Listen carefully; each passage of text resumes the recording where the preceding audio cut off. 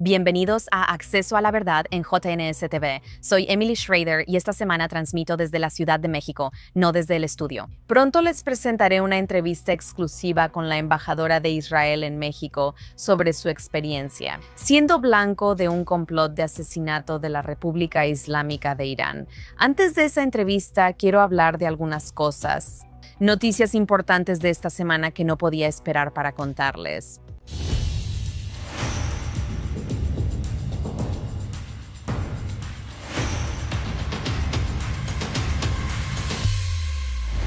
Primero, una actualización sobre la situación en Irán, ya que lo que informa el régimen no coincide con la realidad. Lo que médicos y testigos, incluso con quienes hablé en el lugar, han estado reportando sobre lo que sucede ahora. Sabemos que en este momento el presidente Trump ha dicho que las ejecuciones que estaban programadas para comenzar dentro de Irán en realidad fueron detenidas. Él informó que se habían cancelado 800 ejecuciones. Ahora, el problema es que el propio régimen está contradiciendo abiertamente esa afirmación del presidente Trump. Hemos visto a funcionarios judiciales y del régimen y a medios afines negar públicamente que se haya detenido alguna ejecución. Además, sabemos que casi todos los días de la última semana hubo numerosas ejecuciones. Además, han ocurrido muchos asesinatos extrajudiciales que siguen sucediendo. Hablaremos de esto después. Prometieron ejecutar a quienes llaman enemigos del Estado, es decir, a cualquier manifestante en las calles. Los médicos dentro de Irán están describiendo algo muy diferente de lo que el régimen intenta presentar como la realidad de lo que ocurrió durante estas protestas. Una médica declaró a medios internacionales que los hospitales no solo están llenos de manifestantes baleados y asesinados a quemarropa con munición real. También observamos heridas de bala en pecho, cuello y sobre todo cabeza, lo que indica que las fuerzas del régimen apuntaban a civiles. El personal médico reporta que las fuerzas de seguridad han entrado a hospitales para arrestar e incluso ejecutar a manifestantes heridos. También lanzaron gas lacrimógeno en hospitales y, según fuentes, tomaron el control total de hospitales públicos y algunos privados. Los doctores reportan ser vigilados, amenazados y forzados a no atender manifestantes heridos ni hablar con medios. Ahora, lo que sabemos hasta ahora es que, según múltiples informes independientes, más de 36.500 manifestantes han sido asesinados en esta ola de protestas.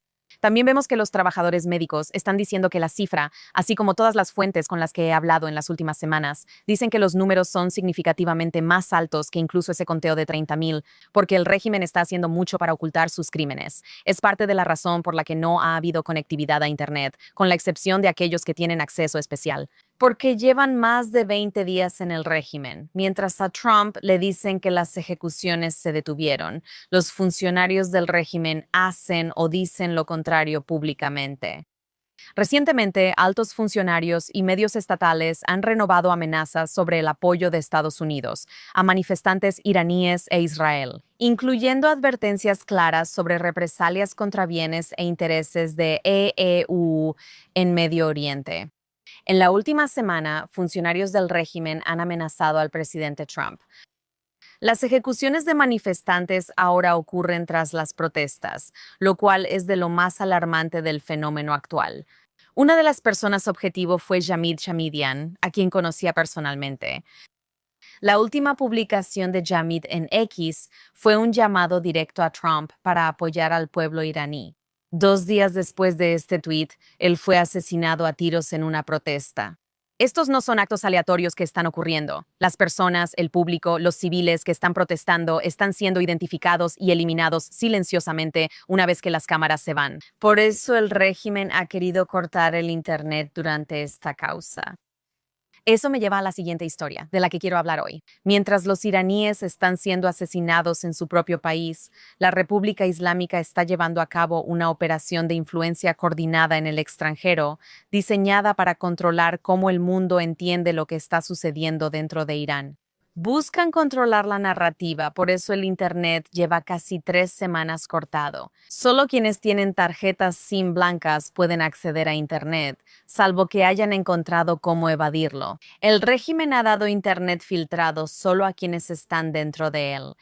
lo cual, por supuesto, presenta una perspectiva y una realidad distorsionadas de lo que realmente está sucediendo en Irán.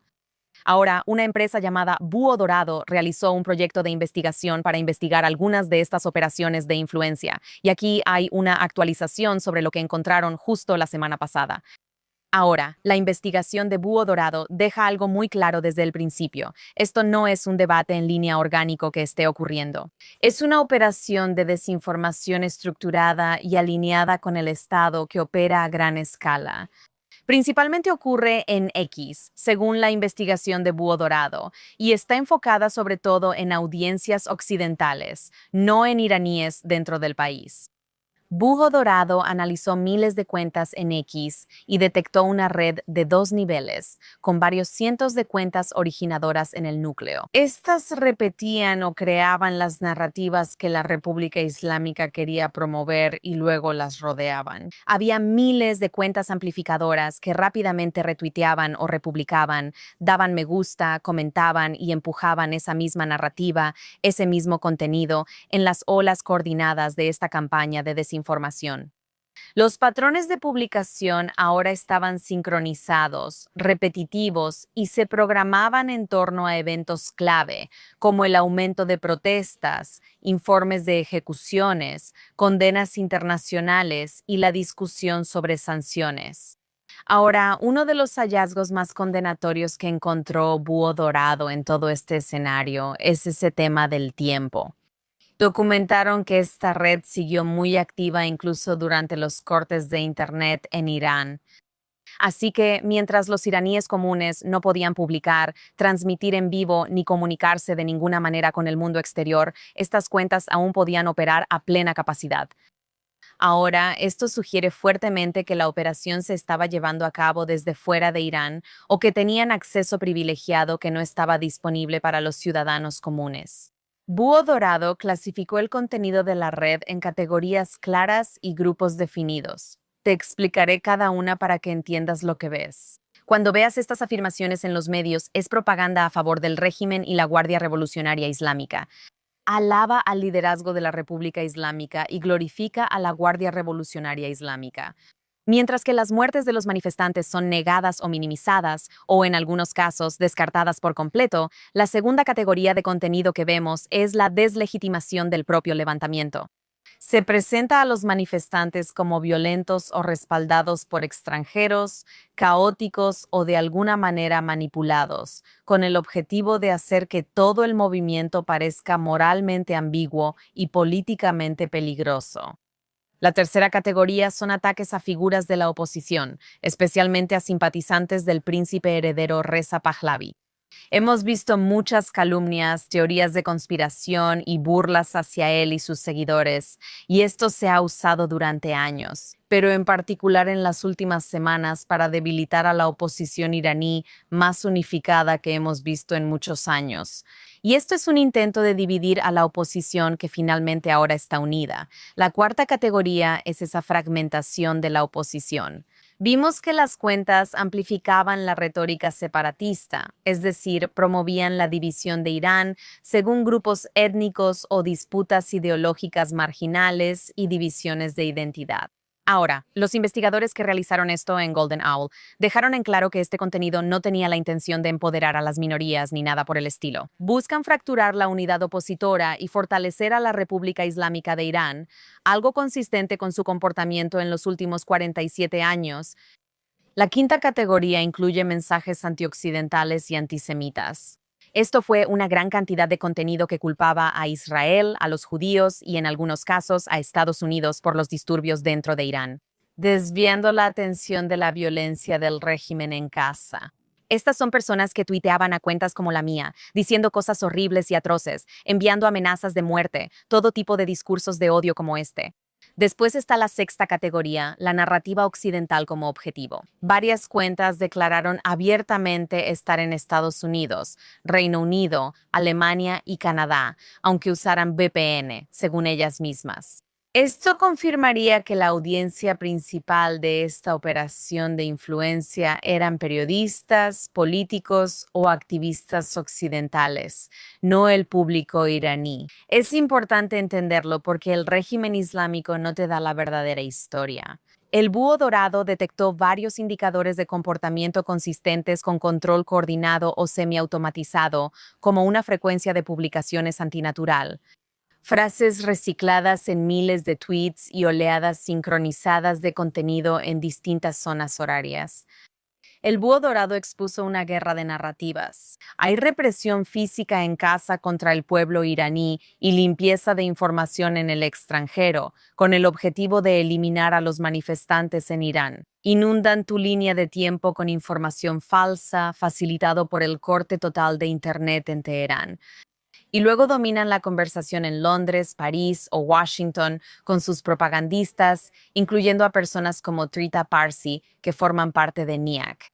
De nuevo, este lavado de narrativa sucede en tiempo real. Esta represión masiva que estamos viendo en Irán está siendo reinterpretada por ellos como estabilidad y la violencia estatal se está convirtiendo en aplicación de la ley, lo que me lleva a mi siguiente historia. Quiero hablar brevemente, pero es importante mencionar a los medios sobre Irán. Ha sido un fracaso constante, similar a lo que ocurre con Israel y su cobertura. Una de las críticas más fuertes ahora es hacia la BBC, y con razón en redes sociales y comentarios. Hemos visto a personas preguntando por qué. Las protestas masivas, como las 100.000 personas en Londres, las matanzas y extensos cortes de Internet en Irán, apenas aparecen en la cobertura de la BBC. Los espectadores han compartido capturas de pantalla de las portadas de la BBC y transmisiones donde Irán está completamente ausente, o supongo en algunos casos minimizado, pero en la BBC no había nada. Bueno, otras noticias globales reciben cobertura total, incluyendo, por cierto, cualquier cosa que pase en Gaza. Ahora, las críticas argumentan que la dificultad para acceder a Irán no es realmente una excusa, y yo confirmaría eso como periodista. Los medios suelen usar fuentes abiertas, por lo que pueden usar imágenes anteriores y no requieren material original. Para informar lo que está sucediendo en las noticias, que es su trabajo, pueden reportar testimonios de testigos, pueden hablar con otros activistas de la diáspora que están en contacto con sus familias. Y la preocupación que se ha planteado repetidamente es que la cautela ha cruzado la línea hacia una autocensura de facto que, en última instancia, está ayudando a la República Islámica de Irán misma. También está Boa Farsi, financiado por contribuyentes de EUU, sobre algo clave para que el público lo entienda. Su propósito es brindar información sin censura a los iraníes. Es clave para regímenes opresivos que restringen la información, como en Cuba o Irán. Pero los periodistas que han estado trabajando ahí, así como otros que tienen relaciones con ellos, se han quejado recientemente sobre la censura al apoyo al príncipe heredero Reza Pahlavi, quien de alguna manera ha sido sistemáticamente borrado de cualquier cobertura desde la nueva toma de control. Ahora, los cánticos, entrevistas y declaraciones que reflejan el verdadero apoyo popular al príncipe heredero dentro de Irán están siendo activamente minimizados o, en algunos casos, omitidos por VOA, Farsi. Ali Javad-Mahdi, jefe de VOA Farsi, ha sido muy criticado por sus opiniones separatistas. Sus propias opiniones políticas sobre temas políticos iraníes y otros periodistas iraníes y figuras de los medios de la diáspora están alzando la voz. Están molestos porque Kari Lake puso a esta persona en esa posición y permitió que sus opiniones políticas influyeran en decisiones editoriales. Esta preocupación ya aparece en miles de publicaciones en redes sociales. Yo he visto muchas, pero la dirección, en vez de atenderlas, ha cerrado filas. Kari Lake, por ignorancia o malicia, ha defendido a Ali, pese a la reacción negativa de que VOA Farsi ya no representa al pueblo iraní y, de hecho, lo censura. También han decidido recientemente empezar a eliminar todo el sonido de cualquier material que provenga de las protestas dentro de Irán, solo para evitar que los acusen de censurar el apoyo al príncipe heredero Reza Pahlavi. Nadie lo cree, no funciona. Kari Lake, haz tu trabajo. Ahora hablemos de algo que ha enfurecido a los iraníes por años. Los funcionarios del régimen viviendo en el lujo en el extranjero junto con sus familias. Por supuesto, ahora. En episodios anteriores he informado sobre Ali Ansari, pero esta semana supimos cuán extensa es realmente su red.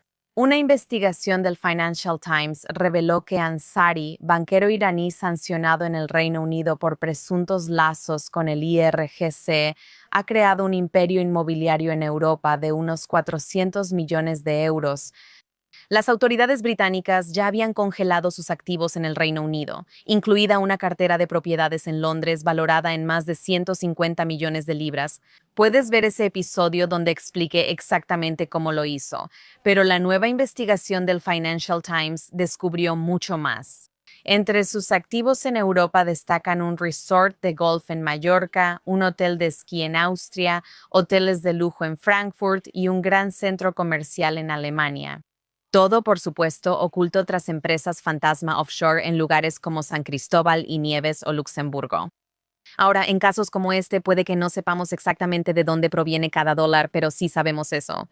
El régimen utiliza a sus élites para crear estructuras financieras complejas y entidades offshore, y utilizan a sus familiares para mover dinero fuera de Irán, proteger activos y mantener acceso a los sistemas financieros occidentales con el fin de evadir sanciones. Recientemente vimos esta dinámica en plena exhibición con la lujosa boda de la hija de Ali Shemkhani en Estados Unidos. La atención regresa a la familia Larajani, una de las dinastías más poderosas del sistema de la República Islámica.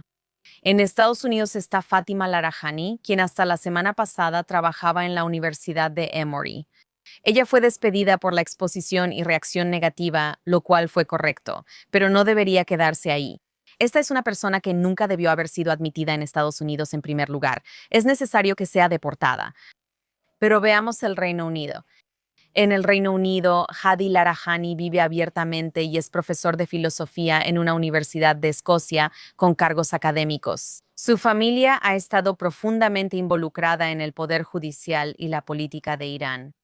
Además de eso, otro familiar de Larajani figura como directivo de la empresa Pills Sorted, que tiene nacionalidad británica. ¿Por qué los hijos de funcionarios del régimen tienen ciudadanía británica, canadiense o estadounidense? Ahora, es cierto, no conocemos el origen completo de cada dólar que pasa por estas empresas, pero sí sabemos cómo funciona el régimen.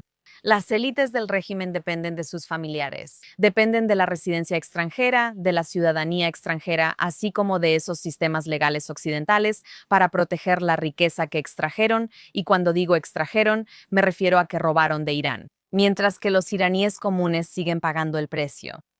Por eso crecen las demandas para investigar estas redes, congelar activos, expulsar diplomáticos de la República Islámica, revocar visas de regímenes sancionados y exigir cuentas a este régimen. No estamos hablando de migración o inmigración común, estamos hablando del lavado intencional del poder del régimen en los sistemas occidentales. Y por último, pero no menos importante, tenemos nuestra última historia del día. Después de 843 días, el último rehén, Ron Gavili, ha sido traído a casa con su regreso por primera vez en 12 años. Ya no hay rehenes israelíes en Gaza. He esperado mucho para decirlo. Ron era soldado, entraba primero para salvar a la gente y salía al final. Lo asesinaron el 7 y su cuerpo fue retenido años como moneda de cambio por terroristas apoyados por la República Islámica. Su familia esperó casi 2 años y medio para traerlo y darle un entierro digno. El regreso de Ron se retrasó porque Hamas dijo no saber dónde estaba su cuerpo, lo que Israel negó y finalmente se confirmó que tenían razón. Los grupos terroristas negocian de mala fe y aprovechan la buena fe de quienes dialogan con ellos. Eso es todo por Acceso a la Verdad esta semana. Regreso la próxima con más actualizaciones, entrevistas e historias desde Medio Oriente.